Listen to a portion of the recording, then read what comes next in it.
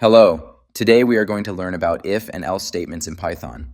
When writing a program, we often need to execute different actions depending on whether a certain condition is met. This is where if and else statements come in.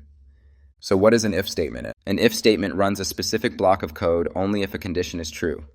For example, if a car is going too fast, we might want to display a warning to slow down. And what about the else statement? The else statement is executed only if the condition in the if statement is false. In other words, when the if condition is not met, the else statement provides an alternative action. Let's go through an example to make this clear. Imagine we want to check how fast a car is going. We ask the user to enter their speed.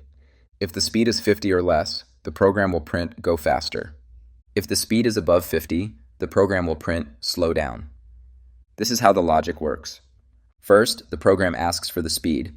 Then, it converts the input into an integer, because user input is always treated as a string in Python. Next, it checks whether the speed is less than or equal to 50. If this condition is true, it prints go faster.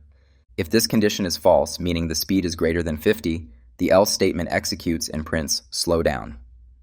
Now let's move on to an additional exercise. Imagine you are at a traffic light. If the light is red, you should stop the car. If the light is green or yellow, you can go forward.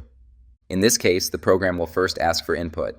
If you enter 1, it means the light is red, and the program will print stop the car. Otherwise, if you enter 2, it means the light is green or yellow, and the program will print go forward. Here's another example for practice. Let's say you're deciding whether to buy a t-shirt. If the price of the t-shirt is $30 or less, you decide I can buy 2. Otherwise, if the price is higher than 30, you say next time. Finally, let's consider a smart vending machine. If the temperature is above 30 degrees Celsius, the price of a bottle of cold water is $3. Otherwise, if the temperature is 30 degrees or below, the price is only $2. This is how if and else statements allow us to control program flow based on conditions. Thank you for listening. See you in the next lesson.